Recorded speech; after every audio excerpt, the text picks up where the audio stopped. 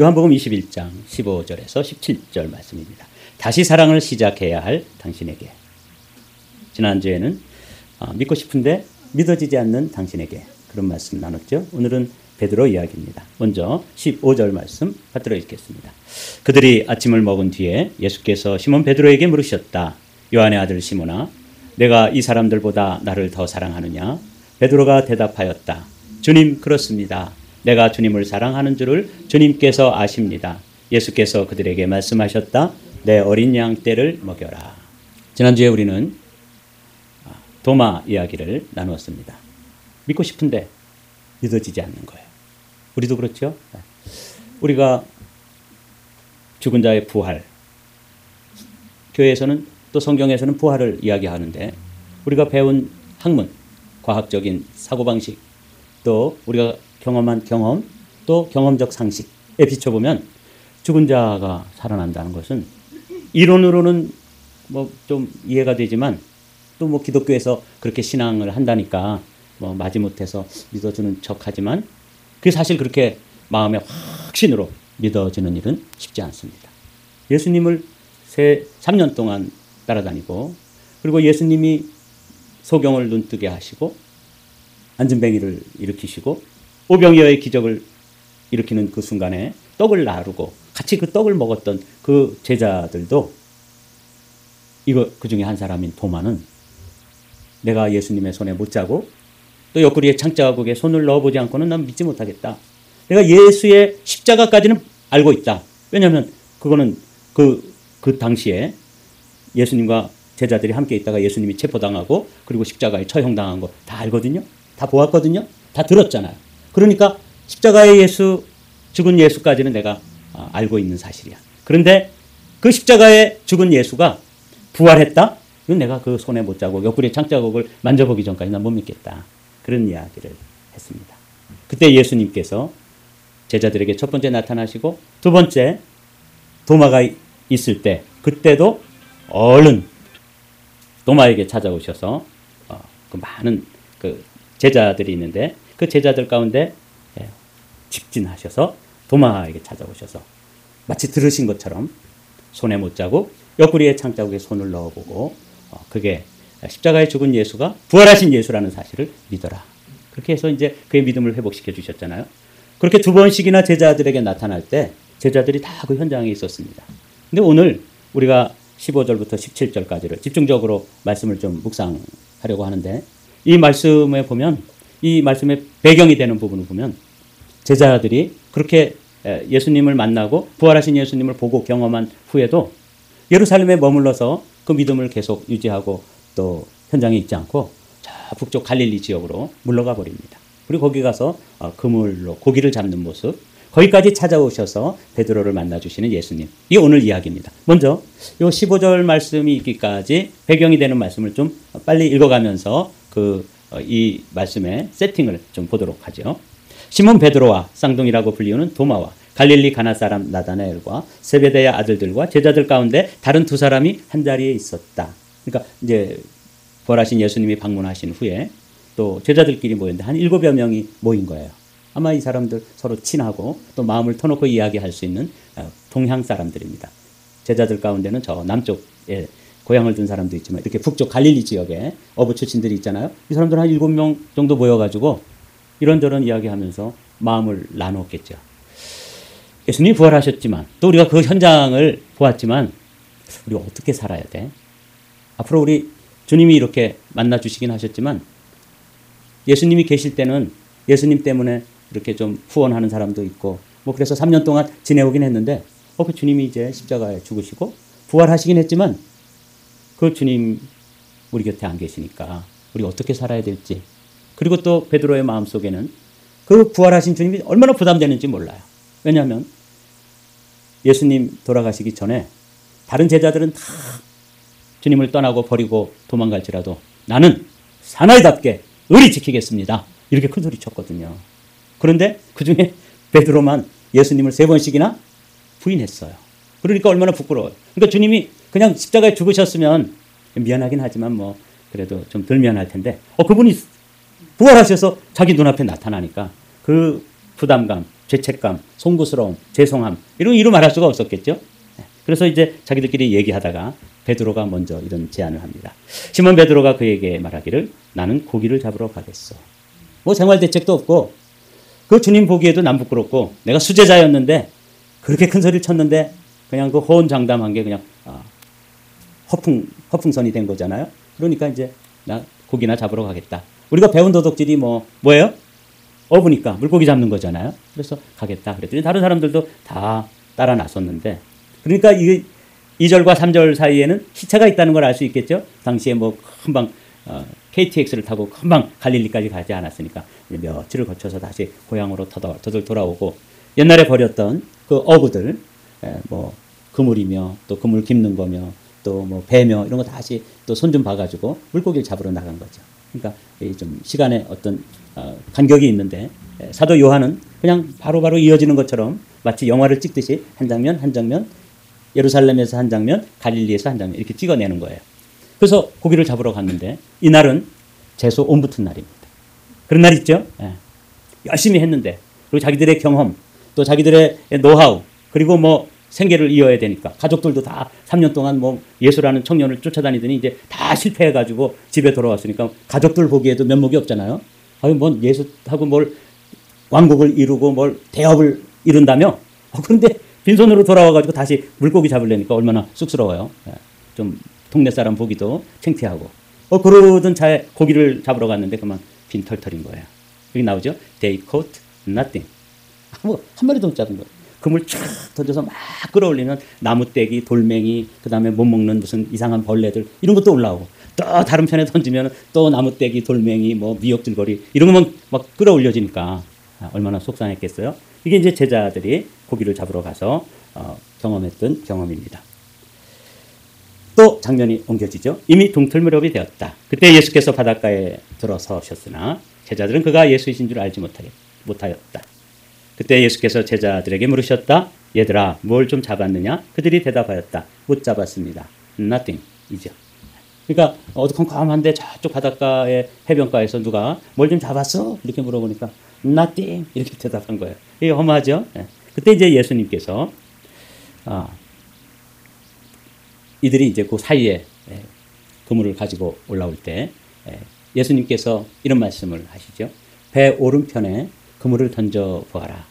그래서 밤새도록 잡았는데 또 이번에도 배 오른편에 그물을 던져봤더니 거기에서 153마리의 고기가 잡혔습니다. 그래서 그 그물을 끌고 왔더니 예수님께서 조반을 다 준비해 놓고 숯불을 피워놓고 그렇게 있었던 것이죠. 11절 말씀 보면 나오죠. 시몬 베드로가 배에 올라가서 그물을 땅으로 끌어내렸다. 그물 안에는 큰 고기가 153마리나 들어있었다. 그 사도 요한은 아주 치밀한 사람이었던 것 같아요. 그래서 그물을 끌어올렸는데 거기 153마리의 그 물고기가 있었던 거죠. 학자들에 의하면 그 갈릴리 호수에는 153종류의 물고기가 있대요. 그러니까 물고기마다 종류별로 다 끌어올려주는 기적을 체험한 거죠. 이런 기적은 그들이 3년 전에 사역 초기에 베드로가 경험했던 경험을 다시 경험시켜 주시는 거예요. 놀라운 경험을 하면서 그리고 이 153마리는 사도 베드로를 부를 때 뭐라고 부르죠? 내가 이제는 사람 낚는 어부가 되리라. 그렇게 비전을 가지고 불러주셨는데 그만 본래 자리로 돌아가 버린 거잖아요. 이런 현상을 뭐라고 그러냐면 고무줄 현상이라고 부릅니다. 고무줄 아시죠? 고무줄을 이렇게 한껏 늘렸다가 탁 놓으면 다시 요만한 크기로 길이로 쫙 줄어들잖아요. 제자들이 예수님께 3년 동안 배우고 그리고 부활하신 예수님을 경험하고 그래서 그들의 믿음이 뭔가 할 수 있는 것처럼 느껴서 쫙 늘어났다가 현실로 돌아오니까 삶의 자리로 돌아왔더니 이제는 먹고 살 길도 막연하고 예수님 보기도 쑥스럽고 그래서 그들의 믿음이 어떻게 된 거예요? 고무줄 현상이 나타난 거예요. 쫄아들어 버렸어요. 요만한 크기로 쫙 쫄아들어서 지금 고기를 잡고 있는데 예수님께서 배 오른편에 그물을 던져라. 그래서 153마리의 물고기를 잡은 거죠. 주님은 물러서지 않습니다. 주님은 포기하지 않습니다. 여러분 한 사람 한 사람을 향하신 하나님의 계획이 있는데 그 계획을 우리가 고무줄 현상을 일으키면서 뒤로 물러가도 주님은 끝까지 그 일을 이루시는 거예요. 내가 너를 사람 낚는 어부가 되게 하리라 라고 말씀하셨으면 기어코 이루고 마는 거죠. 그래서 물고기를 잡아도 153마리 그 호수에 들어있는 모든 종류의 물고기를 잡는 것처럼 인류 전체 가운데 다 막 물고기들을 그 물고기 잡는 어부들, 사람 잡는 어부들이 끌어올렸는데 나 같은 사람, 또 우리 권사님 같은 사람, 여러분 같은 사람 해서 여러 종류, 몇 종류? 153종류의 물고기가 지금 잡혀 있는 거예요. 네, 네. 이렇게 이제 주님께서 그 제자들에게 보여주신 거죠.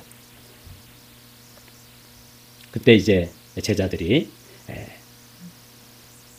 물고기 잡은 것도 가져오고 주님이 이제 아침 준비해 놓으신 거 이렇게 거기다가 자기들이 잡은 것도 더 올려놓고 좀 이렇게 풍성하게 아침 식사를 준비했잖아요. 그때 주님이 하시는 말씀이 참 의미가 심장해요. 예수께서 그들에게 말씀하셨다. 와서 아침을 먹어라. 저는 이런 말씀 볼 때마다 제 어릴 때 생각이 나요. 저도 어릴 때 저희 집이 좀 외따로 떨어져 있어서 친구들하고 놀다가 뭐 좀 늦거나 또 막 개구지게 놀다 보면 옷을 다 맞지른다 그러죠. 뭐 옷에 흙탕물도 묻히고 뭐 이렇게 해가지고 집에 들어가기가 좀 힘들어요. 그러면 이제 좀 이렇게 눈치 보고 이제 혼나지 않으려고 그럴 때 그거 꾸짖지 않으시고 우리 어머니가 딱 한마디 해요. 예, 됐으니까 와서 밥 먹어라. 그럼 그 한마디는 모든 걸 용서한 거예요. 모든 걸 받아들여 주는 거예요. 여기 주님께서 그 지금 베드로의 마음속에 주님을 3번씩이나 모른다 그러고 막 맨 마지막에는 막 욕도 하고 저주도 하고 그랬는데 그 주님이 그냥 죽어버렸으면 그래도 좀 덜 미안할 텐데 멀쩡하게 살아가지고 시퍼렇게 살아가지고 와서 고기도 꺼놓고 떡도 꺼놓고 그러니까 그 앞에 앉아있을 때 그거 정말 손이 제대로 나가겠어요? 찔리죠. 맞아요. 또 한 번 오셨어.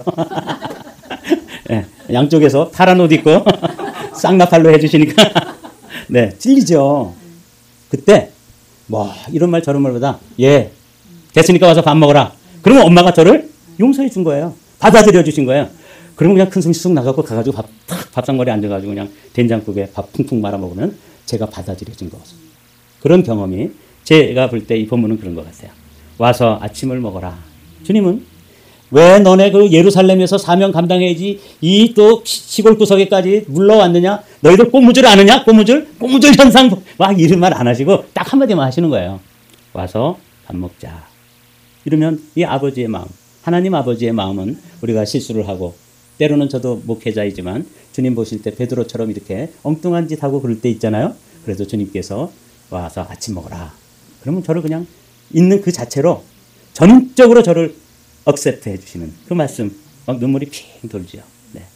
자, 이래서 이제 아침을 먹고 났을 때 그들이 아침을 먹은 뒤에 예수께서 시몬 베드로에게 물으셨다. 이게 이제 본래 이제 우리 본문으로 온 거예요. 요한의 아들 시몬아, 내가 이 사람들보다 나를 더 사랑하느냐? 베드로가 대답하였다. 주님 그렇습니다. 내가 주님을 사랑하는 줄을 주님께서 아십니다. 예수께서 그에게 말씀하셨다. 내 어린 양을 먹여라. 이런 말씀을 비슷한 말씀을 3번 반복하시죠. 그게 15절, 16절, 17절이에요. 주님께서는 아주 놀라운 분이십니다. 지난주에는 10명의 제자들이 있는데 그 중에 이제 11번째 도마라고 하는 제자가 첫 번째 부활하신 예수님이 나타났을 때 그 자리에 없었는데 다행히도 그 자리에 와 있는데 다 샬롬 하고 인사를 나눈 후에 도마에게로 직진하시죠. 오늘은 7명의 제자가 있는데 3번째 나타나셔서 그들과 아침도 먹고 정말 그들을 다 용납해 주시면서도 동시에 이번에는 누구에게로 직진하셔요? 베드로에게 직진하시는 거예요. 하나님께서는 때로는 이렇게 일하십니다. 오늘도 이렇게 우리 한마음 성도들이 나와서 함께 예배하는데 어떤 날은 정말 마치 한 사람이 있는 것처럼 그 사람을 향해서 직진해 오시는 거죠. 지난 주간에는 우리 전도사님이 아침에 할렐루야 그러면서 막 아침에 들어오시는 거예요. 그래서 뭔 일인지 내가 알아야지 뭐 같이 맞장구 치면서 아멘 할 텐데 뜬금없이 막 그렇게 뭐 오버를 하시니까 왜 저래 아침부터 그런 생각이 들었어요. 그런데 지난 주간에 당뇨병으로 완전히 실명이 된 그런 남자분이 계셨어요. 그런데 이제 우리 전도사님들이 또 우리 강 목사님이 열심히 기도해 주면서 그 사람을 돌본 거예요. 그래서 지난주에 화요일 날 수술을 했습니다. 근데 의사가 이 사람 수술하지만 당뇨로 인해서 저 뒤에 망막 뒤쪽에 피가 고여 있는데 그거 좀 제거할 뿐이지 시력 회복은 기대하지 마십시오. 그렇게 이야기해 줬대요. 이게 의사의 믿음이에요. 그런데 본인과 기도하시는 분들은 아니다. 주님께서 합의하시면 주님께서 만져주시면 눈을 뜨고 볼 수도 있다. 그런 믿음으로 이제 수술을 하고 막 금식하고 기도하고 뭐 애들을 쓰시더라고요. 저는 한 번도 뵌 적이 없어요. 그러다가 지난주에 수술을 한 다음에 이제 눈을 다 가려놓잖아요. 안대로. 그리고 눈을 탁 여는데 한 번도 이 전도사님들을, 목사님을 본 적이 없는데, 전도사님이 이렇게 뚱뚱하신 분이었군요. 이렇게 눈이 보이는 거예요. 그래서 그냥 할렐루야 하면서 아침에 오고, 그 다음에 여기 일부 예배 드린 다음에 진짜 그분이 나타나서 아주 멀쩡하게 생긴 중년 신사시더라고요. 눈이 안 보였었는데 그 눈이 보여가지고 문도 열어주고 막 그러는 거예요. 그날 안과 수술을 받은 사람이 얼마나 많았겠습니까? 근데 하나님께서는 그 영혼을 향해서 직진하시는 거죠. 그분 한 사람을 치유하시고 회복하신 것입니다. 오늘 주님께서는 베드로를 향해서 직진하셔서 3번 사랑하느냐, 그 3번 대답하고 그리고 내 양을 먹이라 하는 이 말씀으로 하시는데, 이 말씀이 각각 의미가 달라요. 그래서 사랑을 물으심, 사랑으로 대답하심, 사랑으로 맡기심, 이렇게 해서 이 3가지를 빠른 속도로 살펴보도록 하죠. 15절, 16절, 17절이에요. 첫 번째 질문은 내가 이 사람들보다 나를 더 사랑하느냐. 제가 말씀드렸죠. 이 베드로는 이 성질이 급한 사람이기 때문에 이 제자들은 다 도망가고 떠나갈지라도 나는 의리를 지키겠습니다. 제가 의리남 아닙니까? 이렇게 큰 소리 떵떵 치고 허풍을 떨었는데 그 사람들보다 자기가 더 사랑한다고 그랬는데 사실은 자기만 덜 사랑하게 된 거잖아요. 그때 주님께서 그 마음의 죄송함, 송구함, 죄책감, 또 부끄러움, 수치심 이런 거 다 아시고 질문해 주시는 거예요. 요한의 아들 시몬아, 내가 이 사람들보다 나를 더 사랑하느냐? 그럴 때 아가페로 물어보셨어요. 이게 뭐냐면 다른 사람들과 비교해서 아직도 네가 최고로 나를 사랑한다고 생각하느냐? 네가 믿음의 1등이야? 이렇게 물어봤을 때 베드로는 뭐라고 대답하냐면, 주님, 제가 주님을 사랑하는 줄 주님이 아십니다. 그러면서 아가페로 물어봤는데 필레오로 대답합니다. 우리나라 말 성경에는 사랑하느냐? 사랑합니다. 이렇게 되어 있기 때문에 이런 디퍼런스가 느껴지지 않는데 헬라어 원본으로 보면 절대적인 사랑, 무조건적인 사랑, 하나님이 우리를 사랑하시는 사랑이 아가페의 사랑인데 너 나를 아가페의 사랑으로 이 사람들보다 더 사랑하느냐? 이 실패자인 베드로는 제가 어떻게 아가페의 사랑으로 주님을 사랑하겠습니까? 제가 열심은 있었지만 제 인간적으로 연약함이 있어서 저는 친구 사랑하는 만큼, 가족 사랑하는 만큼 인간적인 사랑, 필레오의 사랑으로 주님을 사랑할 뿐입니다. 이렇게 이제 주님께 대답하죠. 주님 두 번째로 또 아가페로 사랑하냐고 또 물어보세요. 이거는 이제 비교를 떠나서, 그럼 좋아. 다른 친구들은 빼놓고 이 사람들이 사랑하는 것과 비교해서 하지 않고 너는 날 정말 사랑하느냐? 아가페로 사랑하느냐? 아가파스메라고 히브리 헬라어 성경에 되어 있거든요. 그러자 베드로는 이번에도 자신이 없어요. 저는 그냥 사람이 사람 사랑할 때 조금 더 애틋하게 마음 써주고 그런 사랑으로만 주님을 사랑합니다. 우리도 그렇죠, 사실. 그저 제가 2 자녀가 있는데 2 자녀 사랑하는 만큼, 또 아내 사랑하는 만큼, 이건 뭐 사실은 미미하기 그지없어요. 때로는 애들이 말 안 듣고 그러면은 뭐 어떻게 해요? 화도 내고 막 또 미워하기도 하고 또 부부간에 막 또 째려보기도 하고 이러잖아요. 이거 필레오의 사랑이에요. 이런 사랑으로 사랑합니다. 이렇게 대답을 했을 때 주님이 눈높이를 쑥 낮춰주세요. 3번째 질문은 아가페로 안 물어봐요. 계속 필레오의 사랑으로 대답하니까 이렇게 빌리스메 이렇게 물어보시죠. 내가 나를 사랑하느냐? 똑같이 사랑이냐고 물어보지만 내가 나를 너의 사랑, 네가 사랑하는 만큼의 수준으로 그럼 날 사랑하느냐? 이렇게 물어보자 베드로가 대답하는 거죠. 제가 주님을 사랑하는 줄 주님께서 아십니다. 이렇게 사랑 고백한 거예요. 주님께서 이 사랑을 받으시고 주님께서 내 양을 먹이라, 또 어린 양을 먹이라, 양떼를 치라 이렇게 말씀해 주시는 거예요. 이날 천사들이, 전승에 의하면 천사들이 예수님께 막 항의를 했대요. 주님, 아니 베드로 아시잖아요. 허물도 많고 실수도 많고 급하면 예수님 부인하고 이런 사람들에게 주님께서 피로 값주시고 사신 그 영혼들을 맡기시면 어떻게 하십니까? 그럼 완전히 세상 잘못하면 그 영혼들 다 잃어버릴 수도 있는데요. 이렇게 막 항의를 했다잖아요. 근데도 주님께서 뭐라고 대답하셨는지 아세요? 나의 방법은 그 방법밖에 없다. 여러분, 그래서 저를 세워주신 거예요. 저는 주님 사랑한다고 그러지만 제가 주님 사랑하는 건 주님은 저를 아가페의 사랑으로 무조건적이고 절대적인 사랑으로 사랑해 주셨지만 저는 필레오의 사랑으로 제한적인 사랑, 인간적인 사랑, 부족한 사랑으로 사랑할 뿐입니다. 그런데도 제 사랑의 고백, 믿음의 고백을 받으시고 저를 목회자로 세우셔가지고 여러분들을 저에게 맡겨주십니다. 여러분들 한 분 한 분이 얼마 값어치인 줄 아시죠? 우리를 값으로 환전하면 뭐라고 부르냐면 예수님 짤이라고 불러요. 우리가 그런 존재예요. 예수님이 피로 값주시고 그분의 몸, 그분의 영혼 다 주고 우리를 바꿔치게 한 거예요. 그렇게 존귀한, 고귀한 여러분들의 생명을 이렇게 부족하고 또 아무것도 아닌 저에게 맡겨주신 거죠. 정말 주님 대책 없으신 거예요.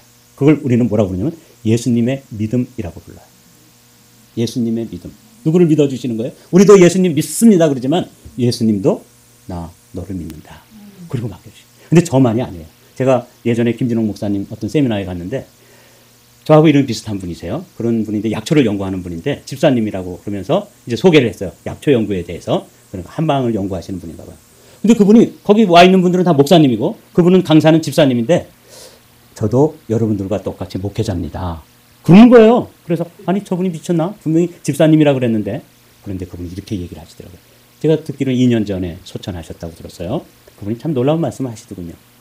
저도 여러분들과 똑같은 목회자입니다. 저도 장모님도 모시고 우리 어머니도 모시고 우리 가족들 제가 아내와 또 두 자녀 해가지고 제가 목회를 합니다.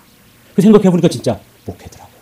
그분은 그 장모님, 자기 어머니 그리고 와이프 두 자녀를 목회하는 목회자예요. 여러분도 누구예요? 목회자예요. 왜? 주님께서 이렇게 맡기셨잖아요. 내 어린 양을 먹여라. 여긴 양떼라고 되어 있는데 lambs라고 되어 있기 때문에 그래요. Feed my lambs, tend my sheep, feed my sheep. 그러니까 어릴 때 잘 도와주고 따뜻하게 그 다음에 뭐 실수하고 그래도 그냥 용서해주고 우리 어머니처럼 예, 밥 먹어. 그런 뜻이에요. 어머니가 다 받아주신 거예요. 이거 양떼, 어린 양떼. 제가 어린 시절에 그렇게 저를 먹여주신 거죠. 그리고 어느 정도 자랐을 때도 계속 돌봐주시고 또 양떼를 먹여라. 이렇게 해주셨잖아요. 사랑하는 성도 여러분, 여러분들이 목자세요. 그래서 베드로는 자신의 삶에 이제 그 믿음의 경험을 잘 모아가지고 두 번의 편지를 쓰는데 첫 번째 편지를 베드로 전서라고 부르고 두 번째 편지를 베드로 후서라고 부릅니다. 그 베드로 전서에서 이렇게 얘기해요. 목자장이 나타나실 때 변하지 않는 영광의 면류관을 얻을 것입니다. 놀라운 말씀이에요. 사랑하는 성도 여러분, 목자장이 누구세요? 예수님. 그분이 베드로에게 이제 다시 오실 거예요. 세컨드 커밍, 재림이라고 부르죠. 그럼 베드로는 누구예요? 그 목자장에게 양떼를 맡은 목자예요. 그러니까 이 베드로 이야기, 이 고무줄 현상을, 극심한 고무줄 현상을 매주 경험하고 있는 저와 여러분들도 누구예요? 목자예요. 그리고 우리의 예수님은 오늘 본문에서는 누구세요? 목자장이십니다. 그분이 여러분들을 믿고 여러분 가정에 천하보다 귀한 영혼들을 몇 명씩 맡겨준 거예요. 남편도, 애들도, 심지어는 요즘 여러분들은 이제 나이가 들으시니까 손자, 손녀들까지 막. 여러분들이 그 사람들을 목양해야 돼요. 어떻게 해요? 내 어린 양떼를 먹여라. 내 양떼를 치라. 내 양떼를 먹여라. 이게 내 새끼예요? 그분 새끼예요. 지금 우리가 볼 때는 내 새끼인 것처럼 보이지만 사실은 내 소유권이 누구에게 있냐면 주님께 있어요. 주님의 양을 맡겨주신 거예요. 그건 뭐 굉장한 거죠.